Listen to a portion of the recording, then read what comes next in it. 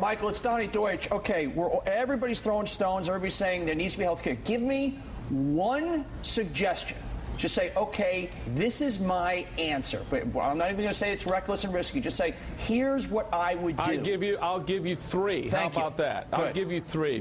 You got portability. Let's make health care more portable for people to take it from one location to another around the country. Let's create co-ops within small business communities so that you, me, and everyone on that set who has employees can go into the marketplace and get the best health care for our employees. Number three, let's make it so that the people who aren't employed or have an employer at the time can deduct their health care if they're not getting it through their employer. And I'll give you an extra one. Let's do tort reform. The administration talked very valiantly about tort reform and then 24 hours later took it off the table. And you tell me, how do you do reform of our health care system without dealing with one of the biggest contributors to its cost? Well, Mr. Chairman, I agree with you on all 4 points, but you can add up those 4 points and none of them are going to take care of the overriding issue, and that is the fact that health care costs explode so quickly. Medicare and Medicaid go bankrupt by 2019. And before you answer, Mr. Chairman, I love you, but be very careful.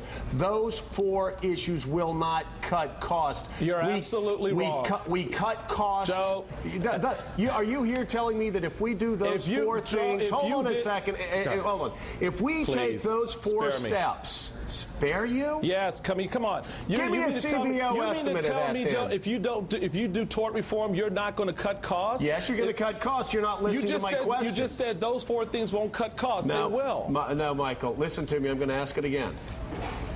How do those 4 steps take care of the cost challenges we have over the next 10 years and stop Medicare from going bankrupt? Well, that's a stop Medicaid from going bankrupt. Wait a minute. Okay, that's a separate piece of the puzzle. That is part of it, but that's not, I mean, you're talking about the overall cost. Wait a minute, I'm going to ask you a question. You're right, those things may not contribute to the reducing the cost of Medicaid and Medicare.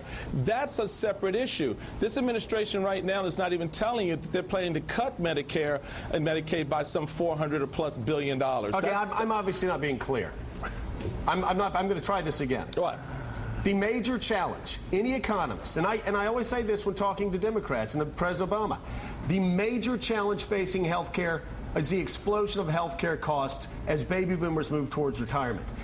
And let me be very clear. Those costs will not only cripple Medicare and Medicaid, they will also cripple our health care system, and they will cripple this economy. Well, my question is a simple one. What Republican plan is there to address those long-term systematic challenges that will crush health care, that will crush these systems, and will crush our economy? Well, again, there are features within the Medicaid Medicare program that can be addressed with respect to cost. Members on both House and Senate, Republicans and Democrats, have proposed some of those features over the last 6-8 months or years. The point is, let's get all of that to the table and work it out. I'm with you, Joe. Now, I mean, we may sound like we're on opposite sides here, but I'm agreeing with you to the extent that these are things that need to get addressed in terms of dealing with the systemic issues. My big push and my big concern is we want to get this done in 2 weeks. We want to get this done in 4 weeks. And you're not going to be able to address those systemic health care costs, whether it's with Medicaid or whether it's in some other area of the health care industry that we need to address but let's be honest here. Donnie Deutsch has a headache this weekend. He decides to get his 5th MRI in 2 years. Don't we have to tell Donnie, you don't get the MRI? Your great aunt or my great aunt needs hip replacement surgery when she's 87 years old. She's terminal. We have to tell her, you don't get that hip replacement, right? Excuse me. Do you really want me telling your great aunt that? No, I want you to say. Do you want me to make that decision? And if you and your great aunt want that surgery or that hip replacement, then why shouldn't you be able to get it? So we get whatever we want. Whatever. This is the point in the system we got to get to. When you get to that point, how do you apportion the cost there, but without rationing the health care?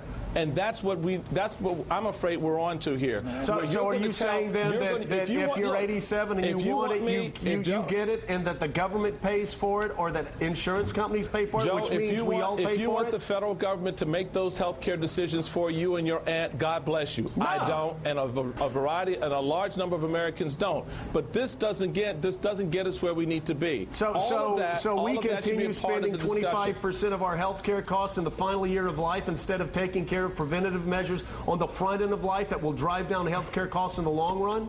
Joe, look. That is part of this discussion that we need to have. We're not going to have it if we're going to do legislation in 2 weeks. I agree with you there. All right? And that's my point. And you cannot come to a reasonable conclusion on that question in 2 weeks. I agree with you, Michael. Here's my issue, though. I'm with you. Rushing this legislation is, I think, politically reckless.